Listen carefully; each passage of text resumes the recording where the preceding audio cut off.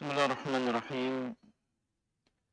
Innal hamdalillah nahmaduhu wa nasta'inuhu wa nastaghfiruh wa na'udzu billahi min shururi anfusina wa min sayyiati a'malina.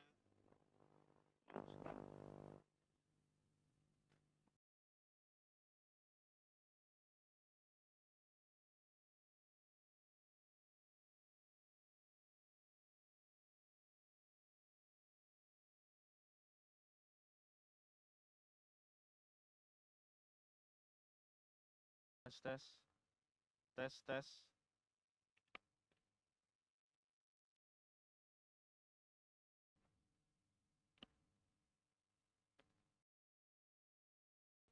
Iya.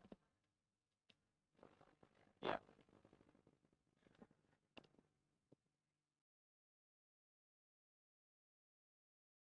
Baterainya yang di mana? Sini.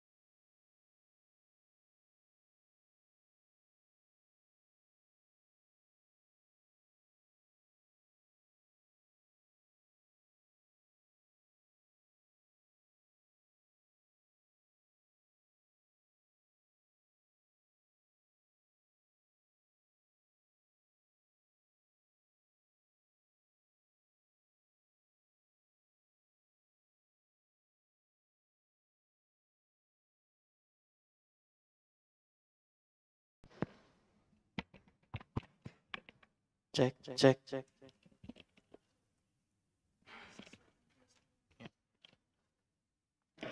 Udah.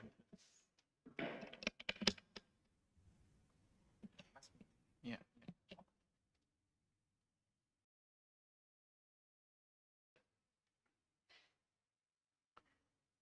Bismillahirrahmanirrahim. Innal hamdalillah nahmaduhu wa nasta'inuhu wa nastaghfiruh wa na'udzu billahi min shururi anfusina wa min sayyiati a'malina. من يهده الله فلا مضل له ومن يضلل فلا هادي له وأشهد أن لا إله إلا الله وحده لا شريك له وأشهد أن محمدا عبده ورسوله صلى الله عليه وعلى آله وأصحابه والتابعين لهم بإحسان إلى يوم الدين وسلم تسليما كثيرا أما بعد. Alhamdulillah, kita bersyukur kepada Allah SWT yang telah memberikan kepada kita semuanya kenikmatan yang tidak terhitung dan karunia yang tidak terhingga. Tentunya nikmat yang paling besar, Bapak Ibu sekalian, dijadikan kita sebagai seorang muslim, beriman kepada Allah, padahal kita tidak pernah melihat Allah Azza wa Jalla. Beriman kepada Rasulullah SAW, padahal kita tidak pernah melihat dan tidak pernah bertemu dengan beliau SAW. Tapi dimasukkan di dalam diri kita iman, keyakinan, kepercayaan bahwasanya Allah Azza wa Jalla Dialah yang menciptakan kita, memberikan rezeki kepada kita, mengatur alam semesta, dan menjadikan kita seorang hamba di antara hamba-hambanya yang hanya menyembah kepada Allah Azza wa Jalla. Dan dijadikan di dalam diri kita tasdiq, membenarkan bahwasanya Muhammad ibn Abdullah Al-Qurashi Al-Hashimi, beliau adalah Rasul yang telah diutus untuk kita semuanya. Ini adalah nikmat Dan tidak semua manusia diberikan nikmat ini, dan kewajiban kita adalah bersyukur atas nikmat Islam yang dikatakan oleh Allah Azza wa Jal, Inna ad-dina indallahil Islam, sesungguhnya agama yang benar di sisi Allah adalah Islam. Dan Allah mengatakan, wa man yabtaghi ghairal islami dinan falan yuqbala minhu wa huwa fil akhirati minal khasirin. Dan barang siapa yang mencari agama selain agama Islam, maka tidak akan diterima darinya, dan di akhirat dia termasuk orang-orang yang merugi. Alhamdulillah alladzi hadana li hadza wa ma kunna linahtadiya laula an hadana Allah. Segala puji hanyalah untuk Allah yang telah memberikan hidayah kepada kita semuanya. Kalau bukan karena Allah, niscaya kita tidak akan mendapatkan hidayah kepada Islam ini. Dan demikian pula nikmat iman yang lain, termasuk diantaranya adalah di pagi hari yang cerah ini kita diberikan kesehatan oleh Allah dan diberikan waktu luang, serta digerakkan hati kita untuk mendatangi rumah di antara rumah-rumah Allah ini dalam rangka untuk menolong agama Allah. Dan insyaallah pembahasan yang akan kita sampaikan di dalam pertemuan kali ini, Bapak Ibu sekalian, adalah tentang jika kalian menolong agama Allah, niscaya Allah akan menolong kalian. Jamaah rahimahni wa rahimakumullah. Allah Azza wa Jal, dialah yang menciptakan kita semuanya, yang muslimnya maupun yang kafirnya.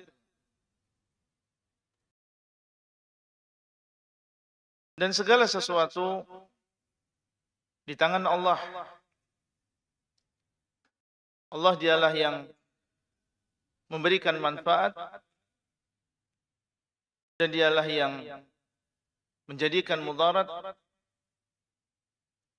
Dialah yang menggerakkan seluruh aktivitas manusia,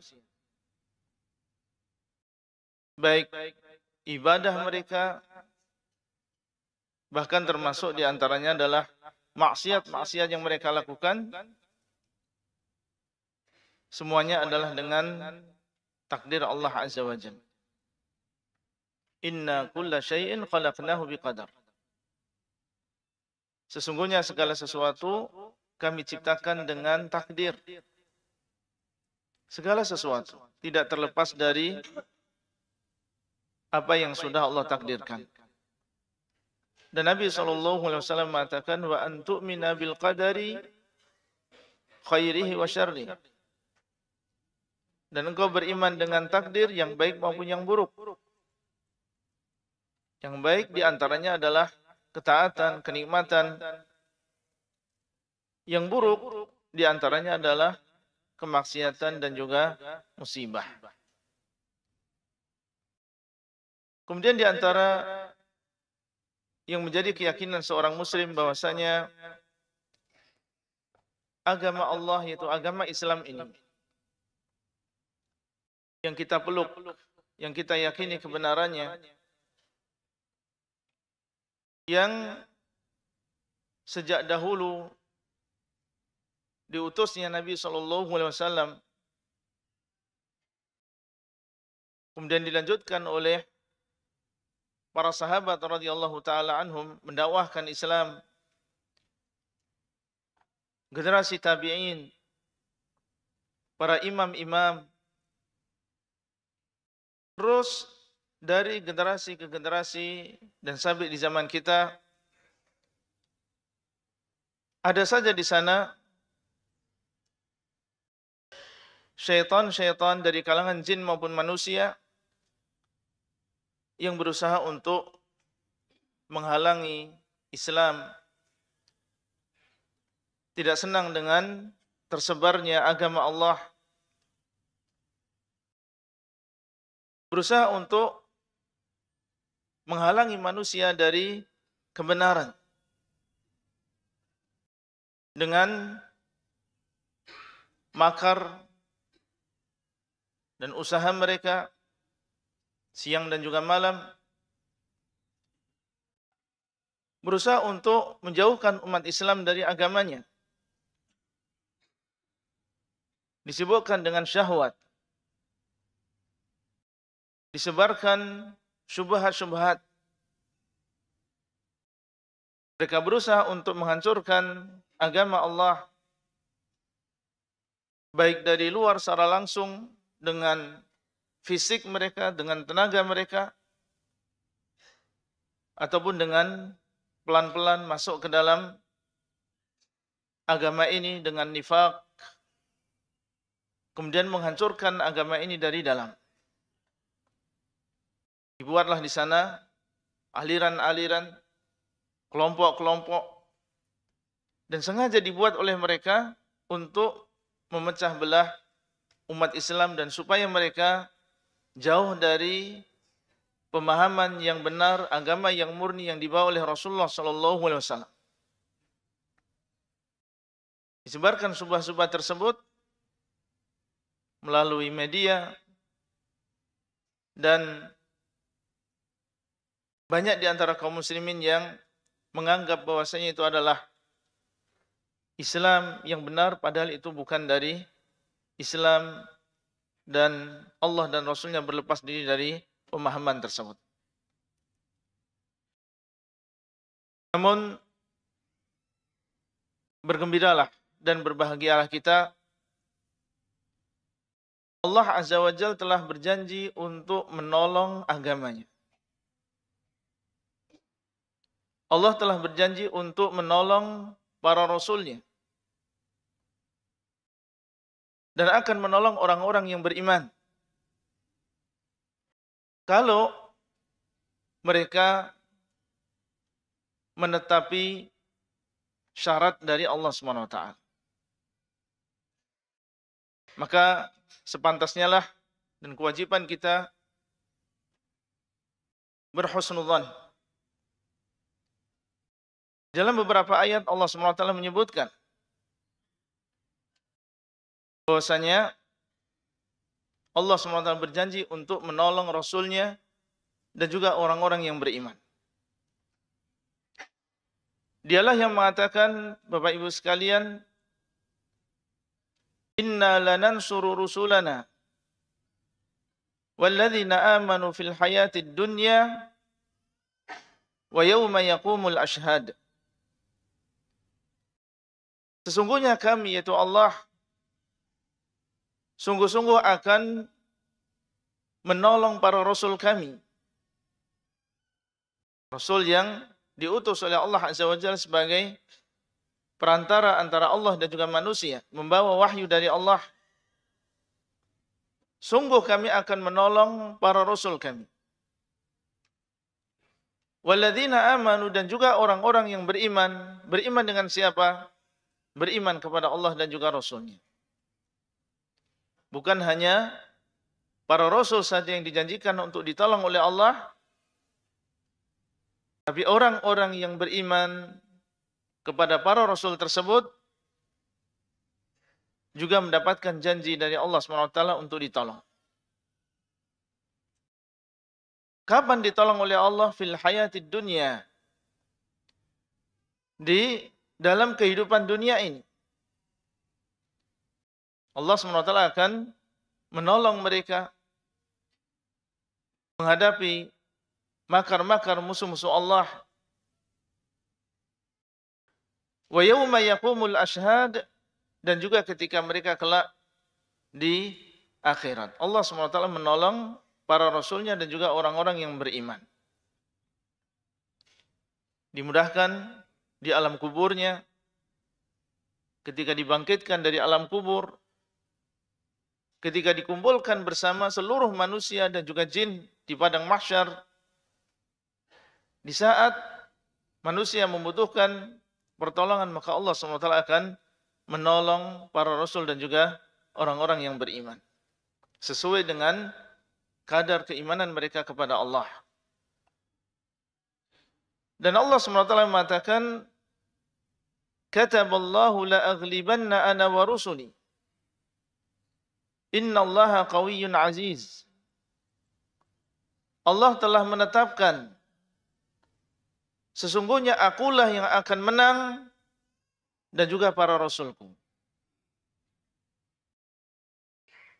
Allah telah menetapkan yang demikian, memutuskan bahwa yang akan menang adalah Allah dan juga para rasulnya. Innallaha qawiyyun aziz. Sesungguhnya Allah SWT dialah yang maha kuat dan dialah yang maha perkasa. Tidak ada yang bisa mengalahkan Allah Azza wa Jal. Bagaimanapun makar mereka, wa makaru wa makar Allah. Bagaimanapun makar mereka, maka Allah SWT dialah yang akan membalas makar tersebut. Dimanapun mereka bersembunyi untuk bermusyawarah menghancurkan Islam, baik dari dalam maupun dari luar, Allah SWT yang maha mengetahui apa yang mereka bicarakan. Itu tidak akan lepas dari takdir Allah, tidak akan lepas dari pendengaran Allah, penglihatan Allah, dari ilmu Allah. Wa makaru wa makarallah wallahu khairul makirin. Dan Allah SWT dialah yang sebaik-baik yang membalas makar musuh-musuhnya. Maka dialah Allah Azza wa Jal Qawiyyun Aziz. Dan ini adalah janji Allah. Dan Allah SWT tidak akan mengingkari janjinya. Innallaha la yukhliful mi'ad. Sesungguhnya Allah tidak akan mengingkari janjinya. Ketika Allah berjanji untuk menolong agamanya, menolong para rasulnya dan juga orang-orang yang beriman, maka Allah SWT akan menepati janji tersebut. Di dalam ayat yang lain Allah mengatakan, huwallazi arsala rasulahu bil huda wa dinil haqq liyudhhirahu 'ala ad-dini kullihi walau karihal musyrikun. Dialah Allah SWT yang telah mengutus Rasulnya dengan petunjuk dan juga agama yang hak, supaya Allah SWT menampakkan agama tersebut di atas seluruh agama manusia. Allah akan nampakkan agama ini walau karihal musyrikun, meskipun orang-orang yang musyrik mereka membenci nampaknya agama Allah, nampaknya sunnah Nabi SAW. Bapak Ibu sekalian yang dimuliakan oleh Allah Subhanahu wa taala, agama Allah sekali lagi adalah agama yang mansur.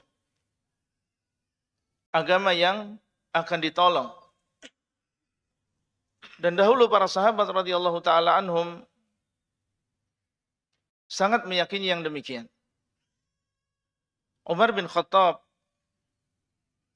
khalifah yang kedua, yang di akhir hayat beliau mendapatkan musibah, dibunuh oleh seorang majusi.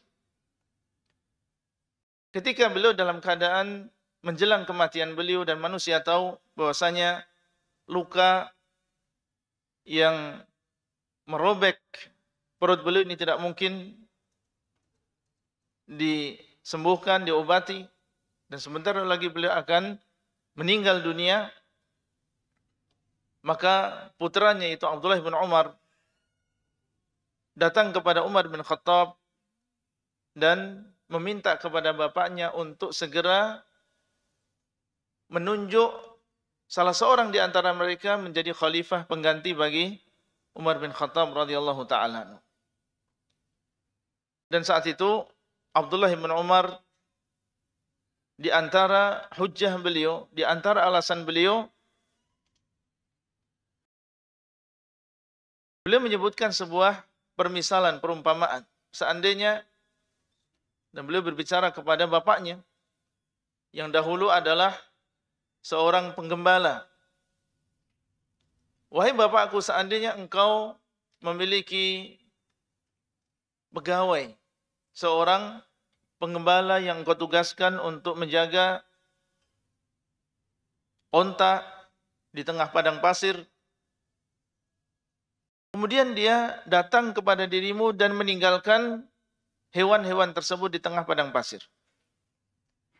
Apakah engkau menganggap dia ini adalah orang yang benar, orang yang amanah? Umar mengatakan tentunya tidak.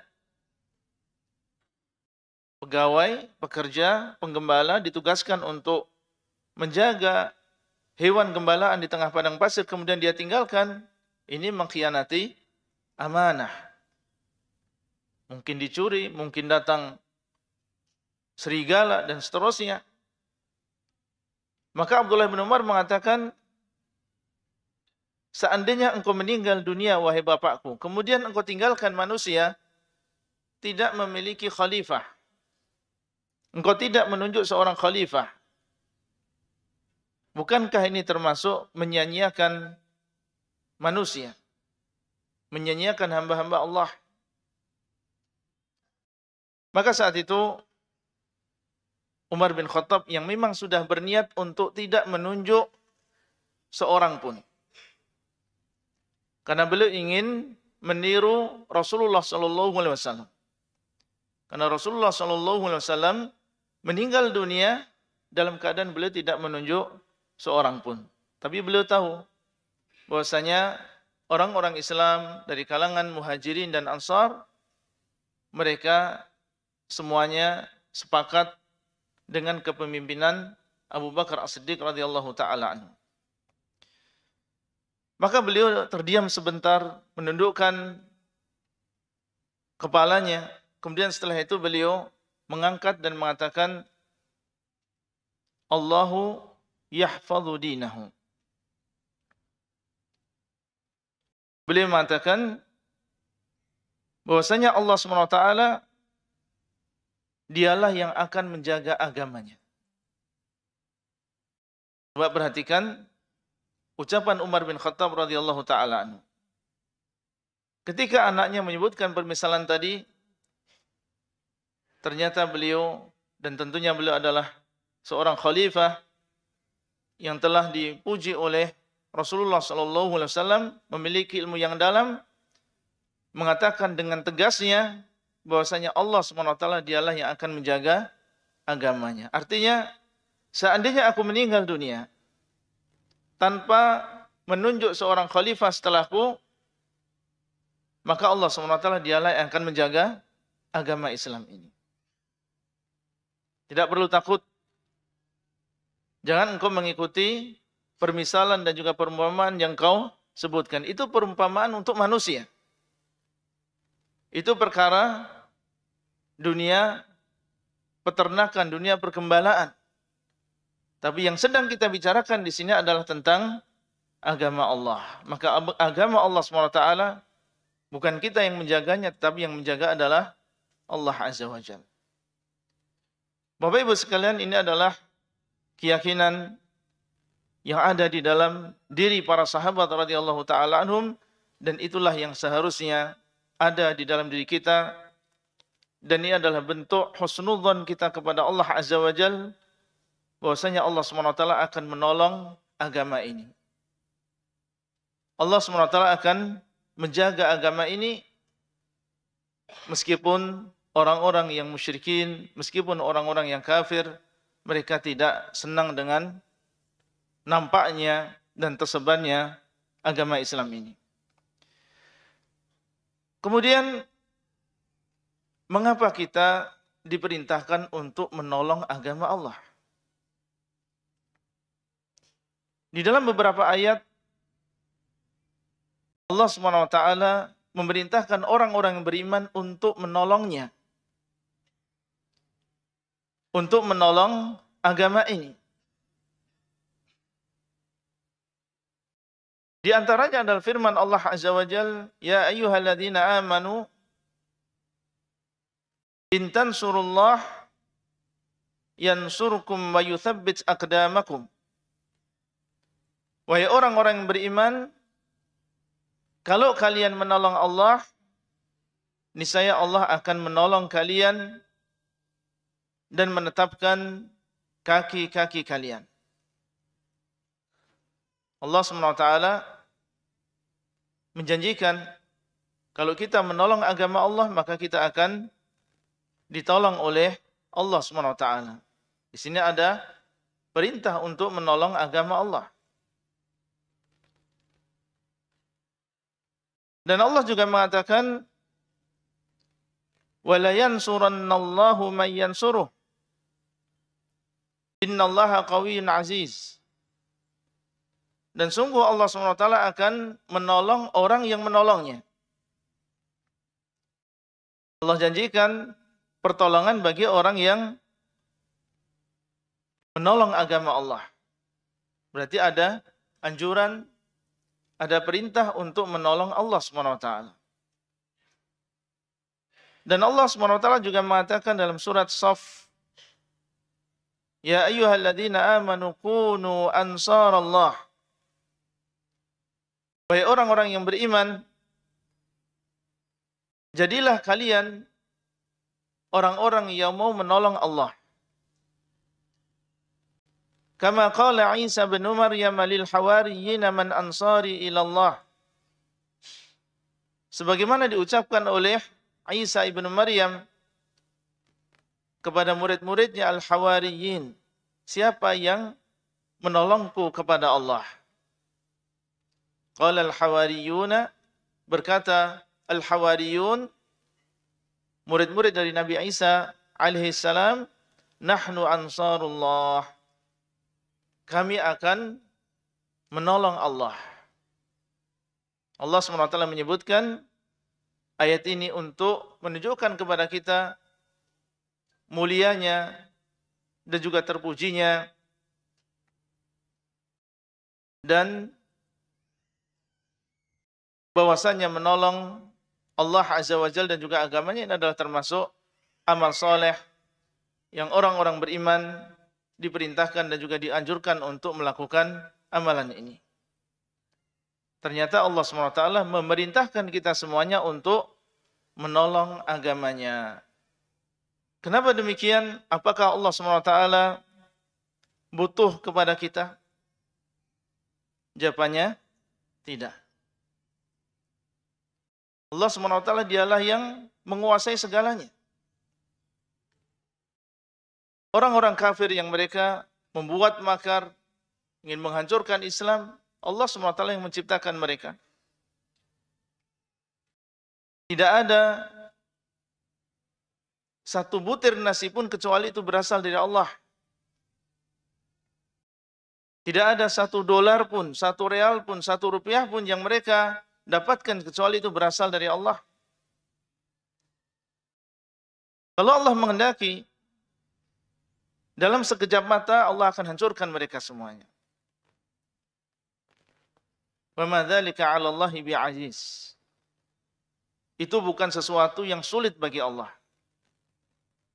Sekarang kalau Allah mau, Allah bisa menghancurkan mereka dan juga makar-makar mereka. Allah tidak butuh dengan manusia. Kalau Allah SWT menghendaki, Allah bisa jadikan mereka semuanya beriman. Allah mengatakan, "Walau syaa rabbuka la'amana man fil ardi kulluhum jami'an." Kalau Rabbmu menghendaki, wahai Muhammad, niscaya Allah akan jadikan seluruh yang ada di permukaan bumi ini beriman. Itu bukan sesuatu yang sulit bagi Allah. Menjadikan Abu Jahal beriman, menjadikan Abu Talib beriman, menjadikan Fir'aun beriman. Hati-hati manusia di antara dua jari di antara jari-jari Allah, yuqallibuha kaifa yasha. Allah membolak-balikkan hati-hati manusia dengan kehendaknya.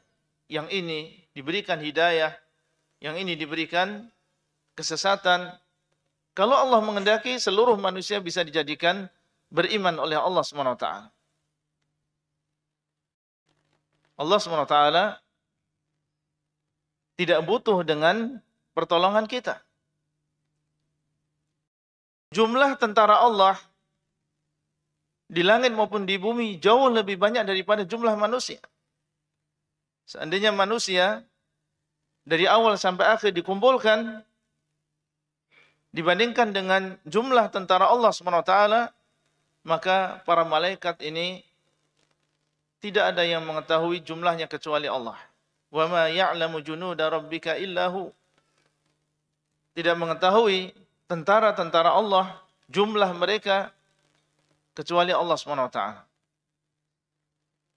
Di atas sana ada Baitul Ma'mur yang setiap hari dimasuki oleh 70.000 malaikat. Kalau sudah keluar, maka mereka tidak akan kembali lagi. Allah akan menciptakan, akan mendatangkan malaikat yang lain, 70.000 yang akan memasuki Baitul Ma'mur, dan seterusnya. Setiap hari Allah SWT mentakdirkan yang demikian. Dan di langit yang sangat besarnya, dan langit yang kedua lebih besar daripada langit yang pertama, dan langit yang ketiga lebih besar daripada langit yang kedua, disebutkan tidak ada maudhi'u syibr. Tidak ada tempat satu apa ini namanya? Satu jengkal. Kecuali di situ ada malaikat yang sujud dan juga rukuk untuk Allah SWT. Bayangkan berapa jumlah malaikat yang ada di langit yang pertama. Sehingga disebutkan dalam hadis bahwasanya attatis sama wa haqqa laha an ta'id. Langit sampai dia mengeluarkan suara yang menunjukkan beratnya dia. Dan berhak bagi dia untuk mengeluarkan suara tersebut. Karena memang sangat banyak sekali jumlah malaikat yang Allah SWT ciptakan, yang mereka la ya'sunallaha ma amarahum wa yaf'aluna ma yu'marun. Dan satu malaikat, Bapak Ibu sekalian, memiliki kekuatan yang luar biasa. Cukup untuk menghancurkan bumi dan seisinya. Maka sekali lagi, ketika Allah menyuruh kita untuk menolong agamanya, bukan berarti Allah SWT membutuhkan kita. Allah ingin kita mendapatkan pahala. Faedah, manfaat kembalinya adalah kita ketika kita mau menolong agama Allah. Makanya Allah memerintahkan, intan surullah. Kalau kalian menolong agama Allah, niscaya Allah akan menolong kalian. Dan Allah mengatakan, man amila salihan fali nafsihi, wa man asa'a fa'alaiha. Barang siapa yang beramal saleh, termasuk diantaranya adalah menolong agama Allah, fali nafsihi, maka itu adalah untuk dirinya sendiri. Bukan Allah SWT yang membutuhkan manusia. Bukan Allah SWT yang memerlukan bantuan dan juga pertolongan dari kita. Allah memberikan kesempatan bagi hamba-hambanya yang laki-laki maupun wanita yang mereka mencintai Allah, mencintai agama ini, mencintai Rasulnya, untuk berperan di dalam menolong agama Allah ini. Supaya kebaikannya adalah untuk diri mereka sendiri. Barang siapa yang beramal soleh, maka untuk dirinya sendiri. Wa man asa'a fa'alaiha, dan barang siapa yang berbuat jelek, cuek dengan agama Allah, tidak mau menolong agama Allah, maka kejelekannya adalah untuk dirinya sendiri. Kita yang butuh untuk menolong agama Allah. Bukan Allah yang membutuhkan kita. Dialah Allah SWT yang mengatakan, Ya ayyuhan nas, antumul fuqara'u ilallah. Wallahu huwal ghaniyul hamid. Wahai manusia, sesungguhnya kalian adalah fakir kepada Allah. Sesungguhnya kalian adalah orang-orang yang membutuhkan Allah. Wallahu huwal ghaniyul hamid. Dan tidaklah dan Allah SWT dialah yang al-ghani, dialah yang maha kaya. Tidak butuh dengan makhluknya. Al-hamid, dan dialah yang maha terpuji. Sehingga harus kita sadari bersama bahwasanya ketika seseorang diperintahkan untuk menolong agama Allah, dirinya sendirilah yang akan mengambil manfaat tersebut. Kalau kita tidak mau menolong, tahuilah bahwasanya Allah akan mendatangkan orang lain. Kita tidak mau menolong agama Allah, maka Allah akan mendatangkan manusia-manusia yang lain yang mereka mencintai Allah dan Allah mencintai mereka, dan mereka mau dengan keridhaan, dengan kerelaan menolong agama Allah SWT. Ya ayyuhalladzina amanu may yartadda minkum an dinihi fasawfa ya'tillahu biqaumin yuhibbuhum wa yuhibbunah. Adillatin 'alal mu'minin, a'izzatin 'alal kafirin, yujahiduna fi sabilillahi wa la yakhafuna laumata la'im. Wahai orang-orang yang beriman, seandainya kalian keluar dari agama Allah, maka Allah SWT akan mendatangkan sebuah kaum yang Allah mencintai mereka dan mereka pun mencintai Allah. Dan mereka berjihad di jalan Allah. Dan mereka tidak takut celaan orang yang mencela, kalau itu memang di jalan Allah SWT. Kalau kita tidak mau menolong agama Allah, maka orang lain yang akan berperan untuk menolong agama ini. Dan kita termasuk orang-orang yang merugi, meninggalkan kesempatan yang emas untuk menolong agama Allah Azza wa Jalla. Illa tansuruhu faqad nasarahullah. Kalau kalian tidak mau menolong beliau, itu menolong Nabi Muhammad SAW, Allah telah menolong beliau. Id akhrajahu alladzina kafaru, ketika beliau dikeluarkan oleh orang-orang yang kafir. Thaniya thnain, yang kedua di antara dua orang, karena saat itu beliau diusir dari kota Mekah, berhijrah ke kota Madinah, ditemani oleh Abu Bakar As-Siddiq. Tidak ada yang menolong manusia. Siapa yang menolong beliau berdua? Allah Azza wa Jalla. Illa tansuruhu faqad nasarahullah. Kalau kalian tidak mau menolong beliau, tidak mau menolong agama beliau, Allah yang akan menolong beliau. Bapak Ibu sekalian yang dimuliakan oleh Allah Azza wa Jalla, tentunya setelah penjelasan ini semua, masing-masing dari kita ingin menjadi penolong Allah. Masing-masing dari kita ingin menjadi penolong agama Allah. Usia yang kita tidak tahu kapan datang maut, dan sewaktu-waktu datang kematian. Umur yang telah berlalu yang sudah banyak kita sia-siakan di dalam hal yang tidak bermanfaat, atau bahkan yang membuat murka Allah Azza wa Jalla. Kita ingin jasad kita yang hina ini, umur kita yang tinggal sedikit ini, bisa bermanfaat di dalam menolong agama Allah Azza wa Jalla. Maka tentunya kita bertanya, apa yang bisa saya lakukan untuk bisa menolong agama Allah? Dan sekali lagi, yang mengambil manfaat, mengambil faedah dari menolong agama Allah Azza wa Jalla adalah diri kita sendiri. Secara singkat, ada beberapa hal yang bisa kita lakukan. Pertama, untuk menolong agama Allah Azza wa Jalla adalah dengan mau mempelajari agama Allah di saat manusia lalai dari mempelajari agama ini. Banyak manusia yang lalai. Dan dia adalah seorang muslim. Tapi bisa kita hitung dengan jari siapa di antara mereka yang mau benar-benar mendalami agama Islam ini. Kebanyakan dari mereka sibuk dengan dunianya, sibuk dengan pekerjaannya, sibuk dengan aktivitasnya. Dan hampir tidak ada waktu sama sekali untuk mempelajari agama Allah.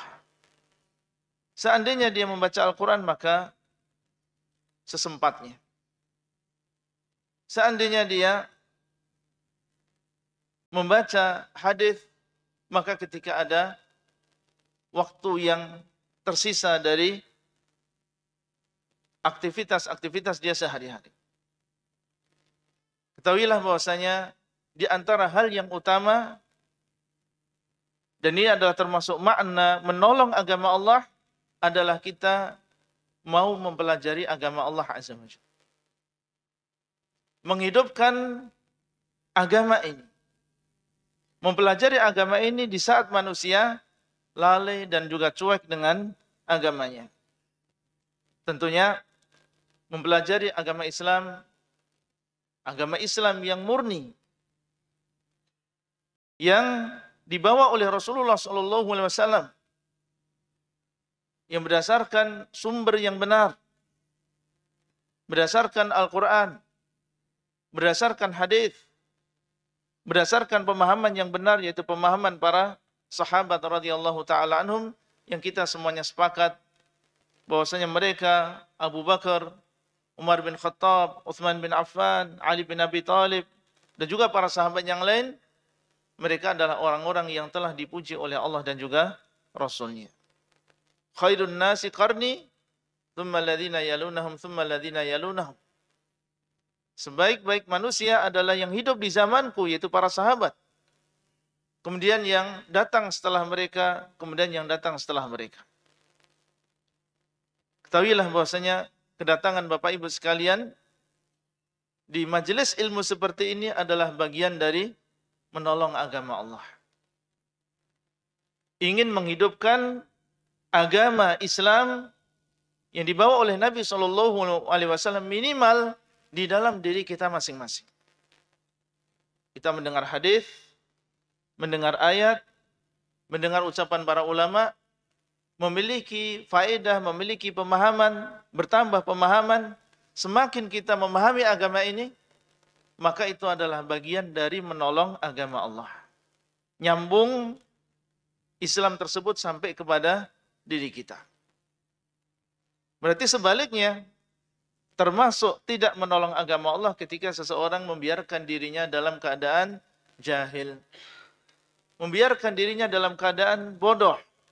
Membiarkan dirinya dalam keadaan tidak tahu tentang agama Allah. Minimal, seorang muslim dan juga muslimah menolong agama Allah dengan cara mempelajari agama ini. Dan ilmu yang pertama harus kita pelajari, karena Islam ini adalah agama yang luas. Mempelajari agama Islam adalah mempelajari agama yang luas. Yang pertama kali wajib dan harus kita pelajari adalah akidah. Dan ini adalah merupakan pokok ajaran agama Islam. Dan tadi sudah disebutkan, alhamdulillah, dalam presentasi, kita memiliki program untuk mempelajari akidah Islamiyah ini, tentunya dengan sumber yang benar, sumber yang jelas, berdasarkan Al-Quran dan juga hadis, dengan pemahaman para sahabat radhiyallahu taala anhum. Maka ini termasuk di antara wasilah dalam mempelajari agama Allah. Minimal kita membentengi atau membekali diri kita dengan ilmu agama ini, dan ini adalah bagian dari menolong agama Allah Azza wa Jalla. Dan insya Allah, baik yang laki-laki maupun yang wanita, yang masih muda maupun yang sudah tua, bisa melakukan mempelajari agama Allah ini sesuai dengan kemampuan masing-masing. Kemudian yang kedua, di antara bentuk menolong agama Allah Azza wa Jalla adalah dengan mengamalkan agama ini di saat manusia banyak yang tidak mengamalkan. Jadi selain mempelajari, mengilmui, maka tahapan yang berikutnya adalah kita mengamalkan apa yang kita ilmu. Di saat manusia banyak yang melalaikan. Di saat manusia banyak yang malu untuk melaksanakan ajaran Islam. Mau menghadiri majelis ilmu malu. Mau memakai sarung, memakai peci, datang ke masjid, melakukan sholat berjamaah, malu. Seorang wanita malu untuk berhijab, menutupi auratnya, menampakkan dirinya adalah seorang muslimah. Kalau kita tidak mau mengamalkan apa yang ada di dalam agama Islam, berarti kita tidak menolong agama Allah di dalam bab ini. Termasuk di antara menolong agama Allah, kita amalkan Islam dan ilmu yang kita pelajari dalam kehidupan kita sehari-hari. Hidupkan kewajiban-kewajiban di dalam agama ini. Kita laksanakan kewajiban-kewajiban di dalam agama ini. Sholat 5 waktu. Dan untuk laki-laki maka mereka melakukan sholat 5 waktu berjamaah. Kita hidupkan sunnah-sunnah yang lain dalam kehidupan kita sehari-hari. Di antara keluarga kita. Maupun ketika kita berada di lingkungan kerja kita. Dan di mana saja kita berada. Kalau kita sadari, maka itu adalah bagian dari menolong agama Allah Azza wa Jalla. Kalau kita belum mampu untuk menyampaikan kepada orang lain, kita tolong agama Allah di dalam diri kita sendiri. Bagaimana agama Allah kita terapkan di dalam diri kita sendiri. Dan tentunya agama bukan hanya akidah saja. Agama Islam bukan hanya sholat saja. Tapi Islam juga mencakup di dalamnya akhlak. Bagaimana kita berakhlak kepada manusia dengan akhlak-akhlak yang Islamiyah. Akhlak-akhlak yang hasanah. Berbakti kepada kedua orang tua, bagian dari menolong agama Allah. Karena berbakti kepada orang tua adalah termasuk akhlak Islam. Menghormati yang tua termasuk menolong agama Allah. Karena itu adalah bagian dari agama Islam. Ketika kita menyayangi yang muda, anak maupun selain anak kita, maka itu adalah bagian dari menolong agama Allah, karena menyayangi yang muda adalah termasuk bagian dari agama Islam. Menghormati tetangga, tidak menyakiti mereka, memberi makan orang miskin, menolong orang yang membutuhkan. Maka itu semuanya adalah bagian dari menolong agama Allah. Karena itu semuanya adalah termasuk amal saleh yang diperintahkan di dalam agama Islam ini. Jadi cara yang kedua Bapak Ibu sekalian untuk menolong agama Allah adalah kita mengamalkan agama Islam ini di dalam diri kita, dalam kehidupan kita sehari-hari. Kemudian yang ketiga, di antara makna menolong agama Allah adalah mengajarkan agama Islam ini, mendakwahkan agama Islam ini kepada orang lain. Untuk yang pertama dan yang kedua, kita ingin menyempurnakan diri kita sendiri. Dan itu sudah bagus, sudah baik. Seandainya masing-masing dari kita melakukan yang pertama dan kedua, maka itu adalah termasuk bagian dari menolong agama Allah. Di sana ada tingkatan yang lebih tinggi. Dan itu tidak semua orang bisa melakukannya. Yaitu seseorang ikut menyebarkan agama Islam yang sahih kepada manusia. Dan menyebarkan agama Islam di sini ada di antaranya yang berupa dia punya kemampuan untuk mengajar. Dia punya kemampuan untuk berbicara, menyampaikan kepada orang lain dengan lisannya. Dan tidak semua orang bisa melakukan yang demikian. Maka ini adalah bagian dari menolong agama Allah. Dia sisihkan waktunya, duduk bersama orang lain. Seorang yang awalnya dia tidak tahu tentang agama ini, dengan sabar dia pahamkan, dengan sabar dia ajarkan, sampai akhirnya dia paham tentang agama Allah. Maka ini termasuk menolong agama Allah Azza wa Jalla.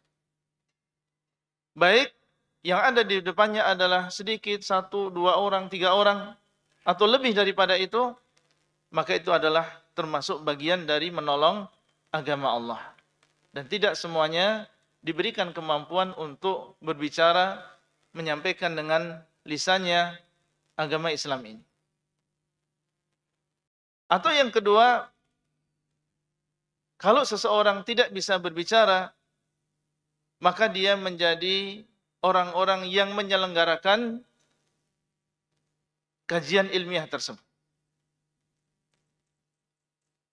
Dia bukan dari background pondok pesantren. Dan memang tidak diperbolehkan seseorang berbicara di dalam agama ini tanpa ilmu, harus berdasarkan ilmu. Tapi yang bisa dia lakukan adalah memfasilitasi, menjadi penyelenggara kajian ilmiah. Bertemu antara muallim dengan muta'allim. Bertemu antara da'i dengan mad'unya. Bertemu antara yang berceramah dengan murid-muridnya. Atau dengan kaum muslimin dan juga muslimat. Maka ketahuilah ini adalah termasuk bentuk dari menolong agama Allah Azza wa Jalla. Oleh karena itu, jazakumullah khairan. Kita doakan dengan kebaikan saudara-saudara kita yang mereka telah membantu kita menyelenggarakan, memfasilitasi dengan tenaganya, dengan waktunya, dengan hartanya, supaya ada kegiatan yang bermanfaat, yang di situ diajarkan Al-Quran, diajarkan hadis dengan pemahaman yang benar. Semoga Allah SWT membalas mereka dengan balasan yang lebih baik. Kita tinggal datang, ya duduk manis, kita dengarkan. Mungkin nanti dapat hadiah. Ada yang dapat hadiah umrah insyaAllah ya. Katanya. Semoga. Ini tentunya nikmat yang besar yang Allah berikan kepada kita. Atas atau dengan sebab saudara-saudara kita yang mereka telah meluangkan waktu, tenaga, dan juga hartanya untuk bisa mengadakan acara kajian ilmiah seperti ini. Dan ini, Bapak Ibu sekalian, adalah termasuk bagian dari menolong agama Allah. Kemudian, selain seseorang berilmu, mempelajari, mengamalkan, dan juga mendakwahkan agama ini, dan mengajarkan kepada orang lain. Dan tadi dakwah tentunya bukan hanya terbatas menyampaikan dengan lisan. Ya, seseorang mengajak orang lain untuk menghadiri majelis ilmu, itu juga termasuk di antara menolong agama Allah. Yang ngajak untuk menghadiri kajian pagi di masjid, Kampung Sedekah misalnya. Bukan dia yang ceramah, tapi dia hanya mengajak. Siapa tahu ada di antara mereka yang tertarik datang untuk menghadiri kajian sehingga dia memahami agama. Ini termasuk bagian dari menolong agama Allah. Apa yang kita lakukan tadi? Ia mengadakan presentasi, panitia juga ingin menolong agama Allah.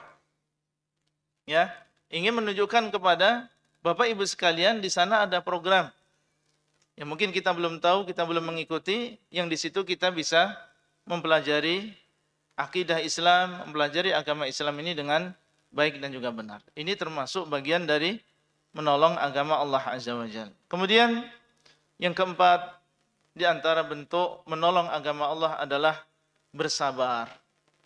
Bersabar di dalam melakukan itu semuanya. Ketika antum menuntut ilmu, ingin menolong agama Allah dengan menuntut ilmu agama, perlu kesabaran. Saat manusia di pagi hari, di hari Ahad, biasanya jalan-jalan ya. Nah, kita memilih untuk datang ke masjid. Ini perlu kesabaran atau tidak? Perlu. Kalau nggak sabar, antum sudah meninggalkan ana dari tadi ya. Demikian pula mengamalkan. Sudah tahu sunnah Nabi SAW, kemudian mengamalkan, perlu kesabaran. Terkadang ada orang lain yang ketika melihat seseorang mulai istiqamah, menjalankan sunnah Nabi SAW, merubah hidupnya yang sebelumnya ugal-ugalan, tidak karuan, sekarang ingin menjadi seorang yang istiqamah. Ada saja orang yang tidak senang. Ada saja orang yang tidak bisa menjaga lisannya. Maka ini juga perlu kesabaran. Maka sabarnya kita di dalam menuntut ilmu agama, sabarnya kita di dalam mengamalkan agama ini adalah bentuk dari menolong agama Allah SWT. Demikian pula sabar di dalam berdakwah, sabar di dalam mengajarkan. Nah, banyak di sana saudara-saudara kita yang masih jahil, belum tahu, terkadang justru malah menfitnah. Katakan ini adalah aliran A, aliran B, aliran yang sesat. Disamakan dengan sebuah kelompok yang itu adalah mungkin memiliki pemikiran yang menyimpang, mengkafirkan, memberontak kepada penguasa. Padahal sama sekali kita tidak memiliki akidah-akidah yang batilah seperti itu. Alhamdulillah, semuanya bisa disampaikan dengan sejelas-jelasnya, tidak ada yang kita sembunyikan, bisa dilihat di YouTube, bisa dilihat di rekaman. Yang kita sampaikan adalah maqala Allah wa qala Rasul. Apa yang disampaikan, yang dikatakan oleh Allah dan juga Rasulnya. Itulah Islam. Kadang kita ingin baik, ingin memperbaiki, tetapi justru malah diganggu, difitnah, dimusuhi. Maka yang demikian tentunya perlu kesabaran. Sebagaimana dahulu Rasulullah SAW dan juga para Rasul mereka bersabar di dalam mendakwai Islam ini. Bapak Ibu sekalian dimuliakan oleh Allah Azza wa Jalla, ternyata insya Allah masing-masing dari kita bisa memiliki peran untuk menolong agama Allah Azza wa Jalla. Firman Allah, ya ayyuhalladzina amanu kunu ansarallah.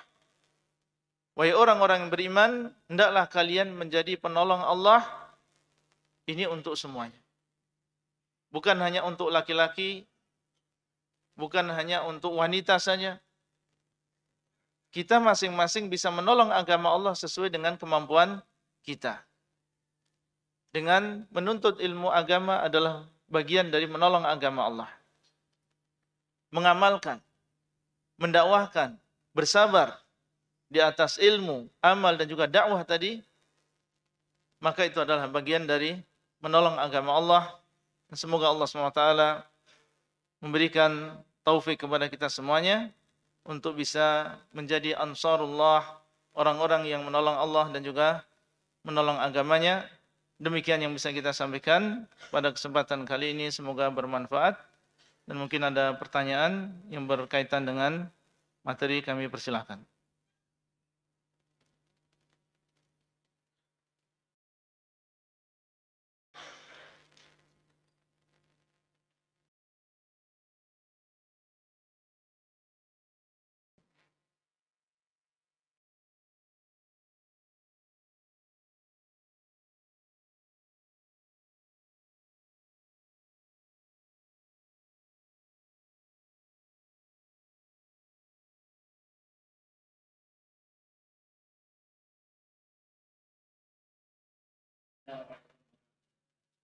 Assalamualaikum warahmatullahi wabarakatuh.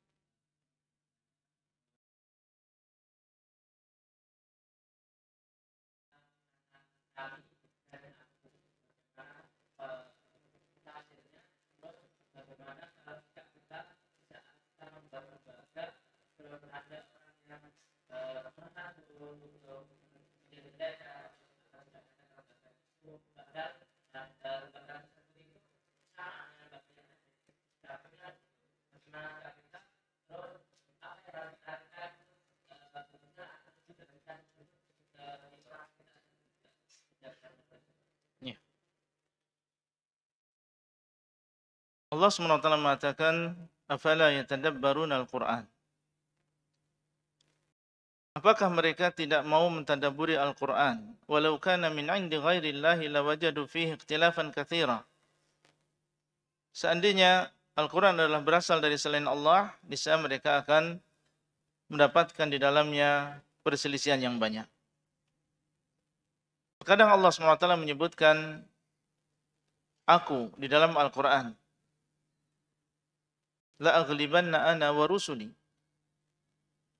Aku dan juga Rasulku yang akan menang dan akan mengalahkan. Dan terkadang Allah SWT menyebutkan dhamir nahnu. Inna nahnu nazzalna dzikra wa inna lahu lahafizun. Sesungguhnya kamilah yang telah menurunkan Al-Quran dan sesungguhnya kamilah yang akan menjaganya. Inna anzalnahu fi lailatul qadar. Sesungguhnya kamilah yang menurunkan Al-Quran pada malam Lailatul Qadar. Tidak ada pertentangan antara ayat yang menyebutkan bahwasanya Allah SWT menggunakan dhamir ana atau saya atau aku dengan ayat-ayat yang di situ disebutkan dhamir nahnu. Para ulama menjelaskan dan ini digunakan di dalam bahasa Arab. Dan kewajiban kita ketika memahami Al-Quran yang diturunkan dengan bahasa Arab adalah kembali kepada bahasa Arab. Bagaimana orang-orang Arab mereka memahami?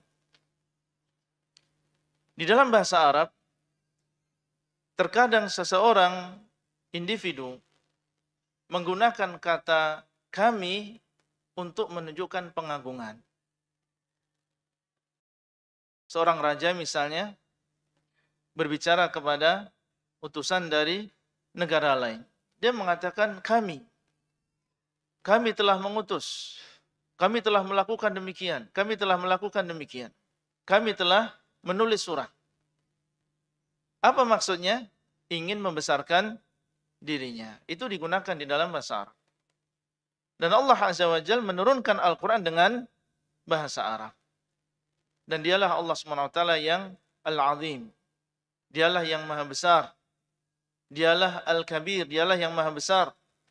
Maka Allah SWT menggunakan dhamir nahnu, kami, untuk menunjukkan kebesaran dan juga keagungan Allah Azza wa Jalla.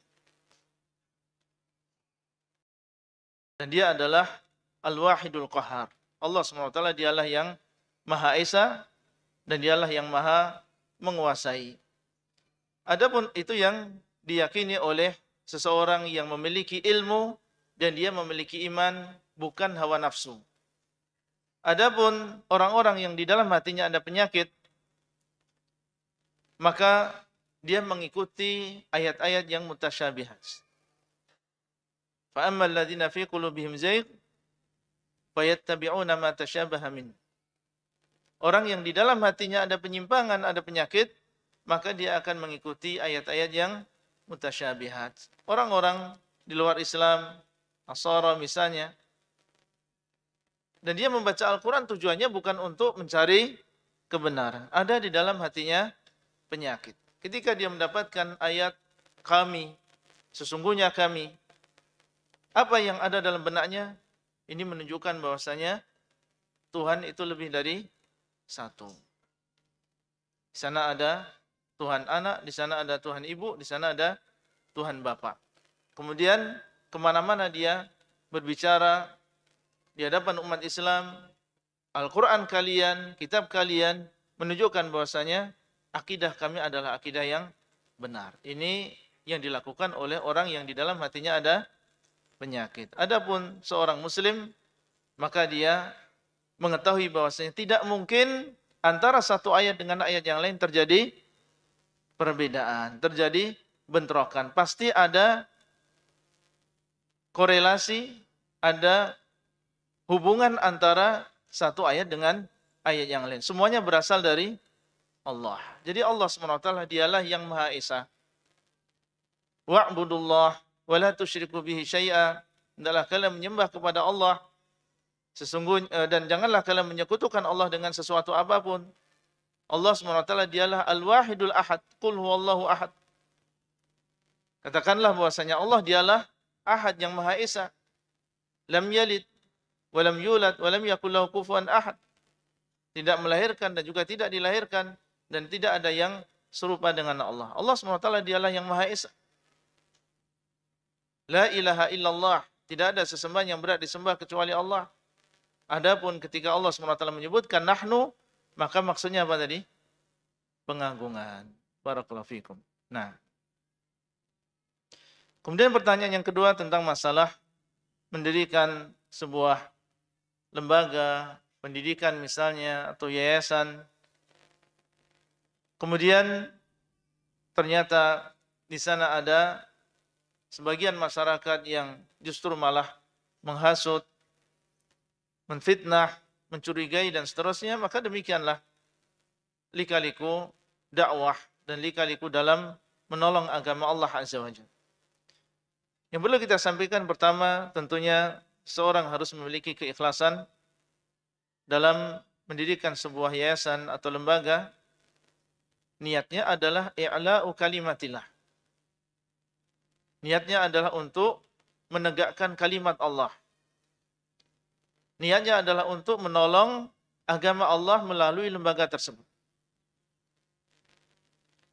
Karena di sana ada niat-niat yang tidak baik. Seseorang mendirikan lembaga karena hanya ingin mencari keuntungan dunia dari lembaga tersebut. Atau dia mendirikan sebuah lembaga, yayasan, tujuannya adalah untuk bersaing. Karena temannya mendirikan sebuah yayasan, lembaga, maka dia pun juga mendirikan untuk menunjukkan bahwa saya juga mampu untuk mendirikan sebuah lembaga dan juga yayasan. Tentunya niat-niat tersebut adalah niat-niat yang tidak baik dan akan mempengaruhi keistiqomahan dia di dalam lembaga tersebut. Kemudian yang kedua, tentunya seseorang menimbang dan memperhatikan tentang kebutuhan. Apakah memang di daerah tersebut dibutuhkan adanya lembaga dan sudah waktunya masyarakat yang ada di daerah tersebut memiliki lembaga yang demikian, karena melihat di sekitarnya masih banyak lembaga-lembaga yang mungkin belum memenuhi kriteria yang benar dalam mendidik anak-anak kaum muslimin mengenal agamanya dengan baik. Maka seseorang melihat kebutuhan. Kemudian yang ketiga adalah melihat maslahat dan juga mudarat. Melihat maslahat dan juga mudarat. Apakah maslahat yang akan kita dapatkan jauh lebih besar seandainya di sana ada mudarat. Kemudian yang keempat juga hendaknya kita mengikuti regulasi yang ada. Peraturan-peraturan dari pemerintah, dan kita diwajibkan untuk mendengar dan taat kepada penguasa, dan mereka memiliki aturan dalam pendirian lembaga, mendirikan yayasan. Ini harus kita perhatikan, jangan sampai kita melanggar apa yang dikeluarkan oleh pemerintah, dan semuanya itu adalah untuk maslahat kita semuanya. Nah, ini beberapa hal yang perlu kita perhatikan dalam pendirian sebuah lembaga ataupun yayasan. Kemudian kalau semuanya sudah kita usahakan terpenuhi dan memang sudah waktunya kita mendirikan yayasan, maka apa yang terjadi setelah itu? Setelah kita istikharah, pentingnya kita istikharah dalam mendirikan sebuah yayasan, karena kita tidak tahu apakah di dalam berdirinya yayasan tersebut adalah kebaikan bagi kita atau tidak. Kalau mau mendirikan yayasan, istikharah, meminta kepada Allah petunjuk. Kalau memang di dalam yayasan tadi ada kebaikan, maka meminta kepada Allah kemudahan. Tapi kalau itu jelek, membawa keburukan bagi kita, maka meminta kepada Allah supaya dipalingkan. Kemudian juga musyawarah dengan kaum muslimin yang ada di sekitarnya, bermusyawarah dengan asatidzah. Mungkin ada satu atau dua kalimat pendapat yang muncul dari mereka yang bisa menjadi tambahan referensi kita dalam mendirikan yayasan ini. Setelah itu bismillah, kita desain lembaga. Apa yang terjadi setelah itu maka kita hadapi dengan sabar, dengan lemah lembut, dengan kebaikan, dibalas kejelekan yang sampai kepada kita dibalas dengan kebaikan. Maka insya Allah kita husnudzan kepada Allah Azza wa Jalla sebagaimana dalam dalil-dalil yang tadi kita sebutkan, inna lanansuru rusulana walladzina amanu fil hayatid dunya wa yauma yaqumul ashhad. Sesungguhnya kami akan menolong para rasul kami dan juga orang-orang beriman baik di dunia ini maupun di hari kiamat. Wallahu taala a'lam. Nah.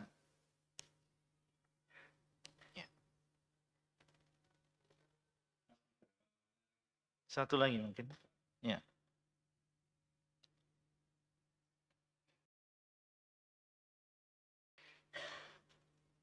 Ini yang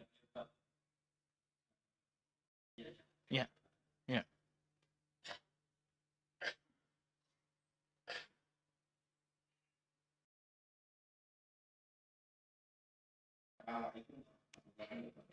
Assalamualaikum warahmatullahi wabarakatuh. Ya. Seseorang ingin mengenalkan agama sebenar-benar, kemudian malah bukan hanya jelas, malah diusir dari kampung dan jadi bentuk kesadaran seperti apa yang harusnya dilakukan. Cukup. Ya.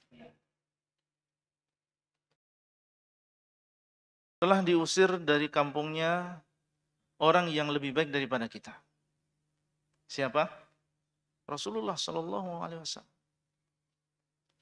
Bayangkan tanah yang merupakan kelahiran beliau. Dan di situ adalah keluarga besar beliau, orang-orang Quraisy. Dan beliau adalah termasuk keturunan petinggi Quraisy. Ditambah lagi, daerah tersebut bukan daerah biasa. Itu adalah tanah haram. Yang merupakan tanah yang paling dicintai oleh Allah Azza wa Jalla. Tidak ada di dunia ini daerah yang lebih dicintai oleh Allah daripada kota Mekah. Tapi apa yang terjadi? Rasulullah SAW diusir dari kampungnya, diusir dari daerahnya. Apa yang harus kita lakukan? Kita lakukan seperti yang dilakukan oleh Rasulullah SAW. Bumi Allah itu luas. Inna ardi wasi'atun, kata Allah. Sesungguhnya bumiku adalah luas. Yang di sana, di tempat yang lain, kita bisa leluasa untuk melaksanakan agama Allah sampai kita meninggal dunia. Kalau dikatakan berat meninggalkan kampung, yang lebih berat adalah Rasulullah SAW. Itu bukan hanya kampungnya, bahkan itu adalah bumi yang Allah paling cintai. Ketika beliau keluar dari kota Mekah, menghadap beliau ke kota Mekah dan mengatakan, ini a'lamu annaki ahabbul biqa'i ilallah. Sungguhnya aku tahu bahwasanya engkau adalah bumi yang paling dicintai oleh Allah. Engkau adalah daerah yang paling dicintai oleh Allah. Dan seorang muslim ingin tinggal, ingin berziarah ke tempat yang di situ dicintai oleh Allah Azza wa Jalla. Kalau bisa tinggal di sana, tinggal di sana. Walaula anni ukhristu minki ma kharajtu. Kalau aku tidak diusir darimu, di sana aku tidak akan keluar dari kota Mekah. Aku akan tinggal di sini karena ini adalah tanah dan juga daerah yang paling dicintai oleh Allah Azza wa Jalla. Tapi kalau memang di sana ada keadaan yang mengharuskan kita untuk meninggalkan tempat tersebut, maka kita tinggalkan karena Allah Azza wa Jalla. Dan di antara sebab seseorang meninggalkan sebuah daerah, seperti yang ada di zaman Nabi, karena daerah tersebut adalah daerah syirik. belum menjadi negeri Islam. Sementara kota Madinah adalah negeri Islam. Ketika seseorang berada di sebuah daerah yang dia tidak bisa menampakkan agamanya, tidak bisa melaksanakan agamanya dengan baik, dan dia memiliki kemampuan fisik, secara umur dia masih muda, dan dia tahu jalan menuju tempat hijrahnya, maka dalam keadaan demikian wajib bagi dia untuk meninggalkan tempat tersebut. Dan tidak usah menunggu diusir. Kalau memang dia tidak bisa melaksanakan agama Allah di tempat tersebut dengan baik, maka kita disyariatkan untuk meninggalkan tempat tersebut. Mencari bumi Allah atau daerah yang lain, dan bumi Allah SWT adalah luas, yang di situ kita dengan leluasa melaksanakan kewajiban kita sebagai seorang muslim. Mau sholat, mau berpuasa, mau memakai hijab dengan leluasa sampai kita meninggal, datang ajal kita, maka adalah kita meninggalkan tempat tersebut dan mencari tempat-tempat yang lain yang di situ kita dengan leluasa melaksanakan agama Allah. Bersabar sebagaimana Rasulullah SAW bersabar. Dan apa yang terjadi ketika Rasulullah SAW dan juga para sahabatnya melaksanakan syariat hijrah ini? Justru Allah SWT memberikan yang lebih baik daripada itu. Ketika mereka mau meninggalkan kota Mekah, kemudian berhijrah ke kota Madinah, akhirnya berkumpullah seluruh umat Islam. Mulai dari orang-orang Ansar, orang-orang Madinah yang saat itu sudah sebagian besar mereka masuk dalam agama Islam, dan kaum muhajirin yang berasal dari luar kota Madinah, dari kota Mekah maupun dari kota-kota yang lain. Berkumpul, dan justru ini menjadi sebuah kekuatan yang menjadi perhitungan tersendiri di mata orang-orang kafir.